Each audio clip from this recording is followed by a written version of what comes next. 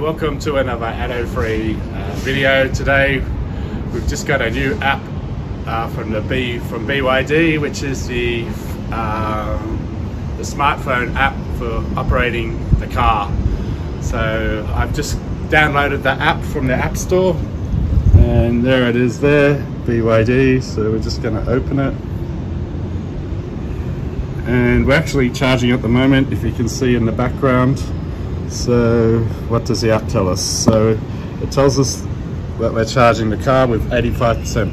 It tells you the state of charge of the battery, how long time remaining, what your kilometers are at the moment. What else does it tell us? I might just brighten that up a bit.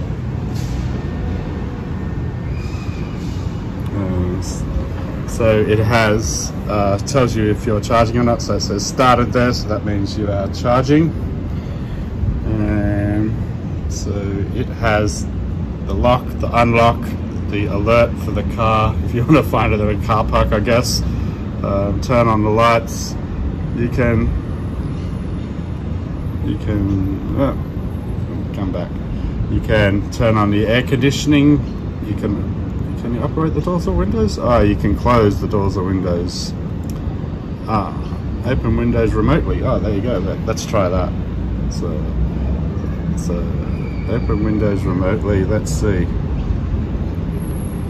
Nah, car's locked. Didn't think that would work. But you can open the windows remotely. You can turn on the heated seats. Looks like, oh, there we go. Will it go off? And the car goes off. Yes.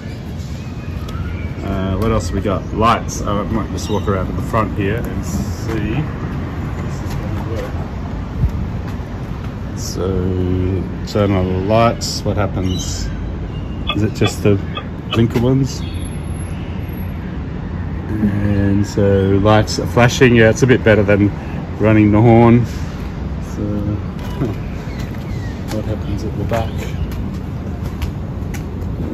There you go. Oh, there you go. So alright, let's try the air conditioning. So just going to turn on the air conditioning. Oh, is the car unlocked or locked? Oh, okay. Whenever you use the function, it turns the car on. So we just used a function, which was the lights. So in order for that to work, the car has to go into its normal, like, press the start on button, and then when you finish the function, it turns itself back off again. Alright, what else are we going to do here? Let's do the air conditioning. So yeah, and does it unlock itself? No, it doesn't. Yeah, so now the air conditioning just turned on, and then we can adjust the temperature to what we want it to be. What else can we do in air conditioning? So heat, cool, schedule. Let's have a look at the schedule.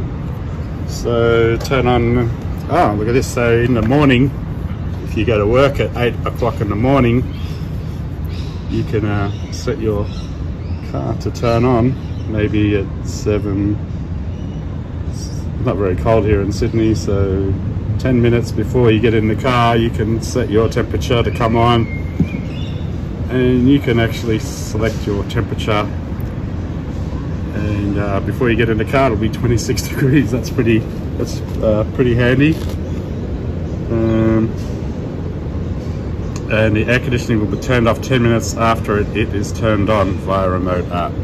What else does it say? Warm tip: air conditioning can be scheduled to turn on within 24 hours only. Yeah, so every morning you have to turn it on, I guess, and then you can save that setting. But, yeah. Okay, let's just turn off the air conditioning. So the car is on. The air conditioning car should go back into lock state. So there it goes. Just turns itself off. And nice little audio prompts if you want them.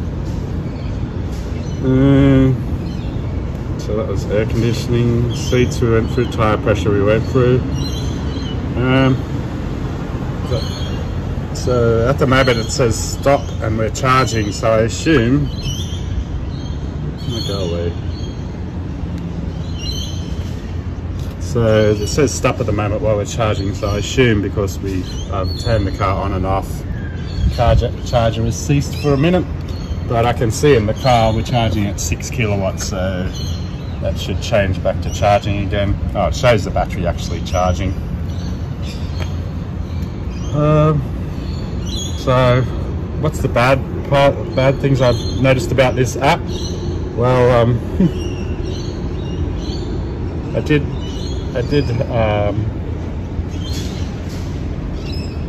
did test it out with someone in the car, and if you lock the car and someone's in the car, it'll lock.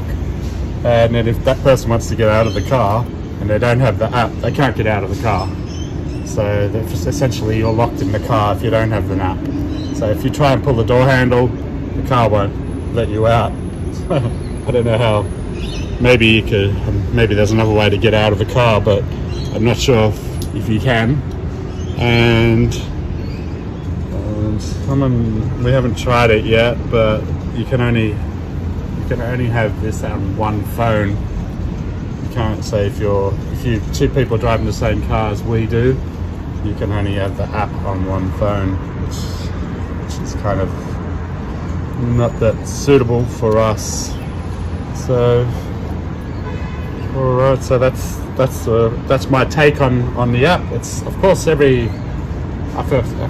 applaud BYD for bringing this app out, because it does make your life easier. And I did hear of somebody. It's a common thing that we do.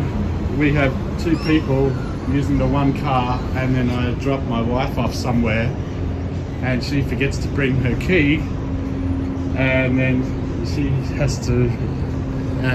If she does forget to bring her key, then she locks the car, but she can't get back in the car.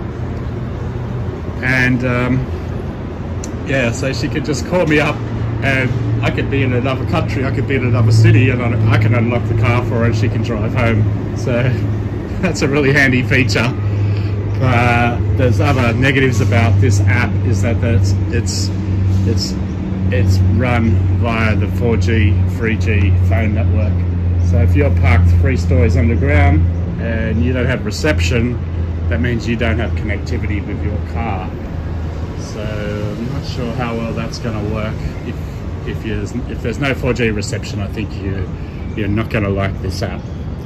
So other than that, I think it's a good start, and you can only get more features as the car gets more updates come through. It's definitely improvement, and I'm happy that we've got this app, and I think it's going to make everyone's life a little easier. Do what? Okay, so now I just want to put my charge cable back in the car. Finished charging. Is anybody? Oh, it does do it. Okay, there you go. So I wanted to record something that was happening then, and the car wouldn't let me do any features because of so the last feature hasn't finished yet. But of course, by the time I got the camera out to do it, it already fixed itself. So sometimes it takes 10 or 15 seconds for the communication to go through the car to tell it what state it's in, I guess. That's not a big deal. I just thought I'd record that just in case there was an issue with the app, but there is no issue with the app. And I would really like to release my trunk remotely. Can I do that? I don't think I can. Come on, let me do this. No, it won't let me. Oh, I have to go back to the old-fashioned way to do it. So lifting it up, and how long is it going to take to register?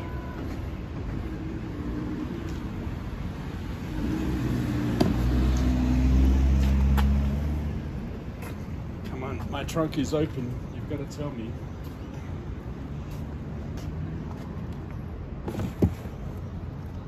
Let's go back and see if it says trunk is open.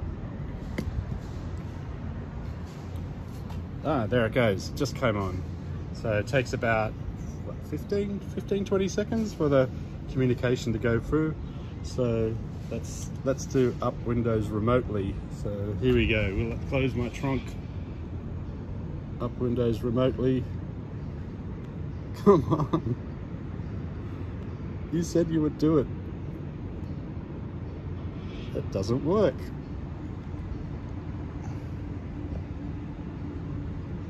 Why is that? Oh well, looks like it's not going to close the. Looks like it's not going to close the boot as it says it will. But if anybody else has this issue, let me know. Let's just try and lock the car. Hopefully it'll close it for me. So lock the car. There's your password. Okay, lock the car. Locking successful, but it left the boot open. Up windows remotely. Come on, close my trunk. There you go. Come on, BYD. You got to do better than this. Oh well, looks like the remote app is not going to close my trunk, so I have to do it manually. So, alright, so if we go lock here, will it close? No. If we go this one, will it close? Yes. So there you go. So cars are locked up, we can walk away. But yeah, if you could, if BYD see this and they can work out how to get the boot to close, that'd be really good, a really good feature. But at the moment, no closing the boot from the remote app. So I guess it only says doors and windows, it doesn't say hatch, so I guess they cover themselves. If it says doors, windows and hatch, then I'd expect that feature to work. But alright, so I'm still happy with the app. I don't expect it to be perfect first go, but it's pretty interesting how it works, and I'm happy to have received it.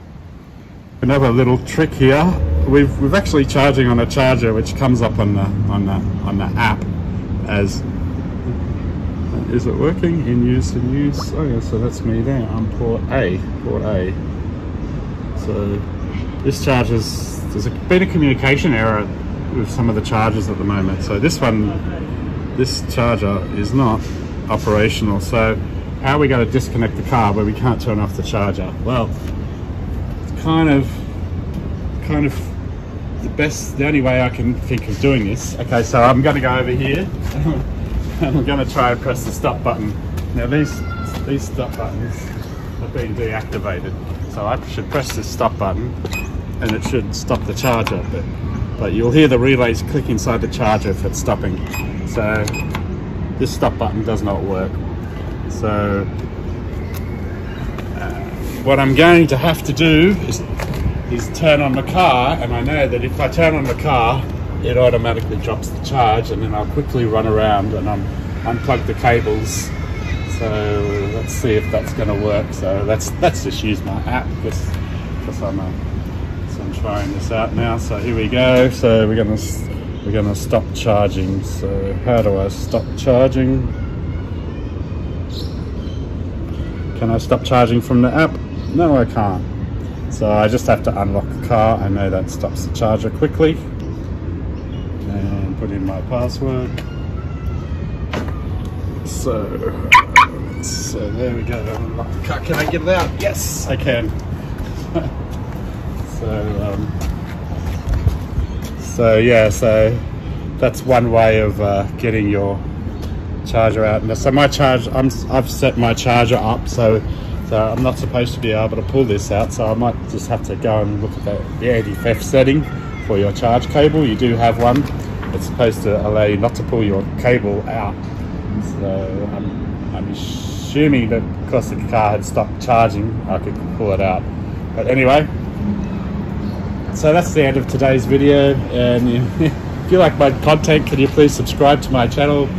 I'm having trouble at the moment getting new subscribers, so I'd like to get to 1,000 subscribers, but at the moment now I'll be lucky to get to 500. So if anybody watches this video and they like the content, I would love it if you could please subscribe. Thank you very much, and thanks for subscribing, thanks for watching, and I'll see you on the next video.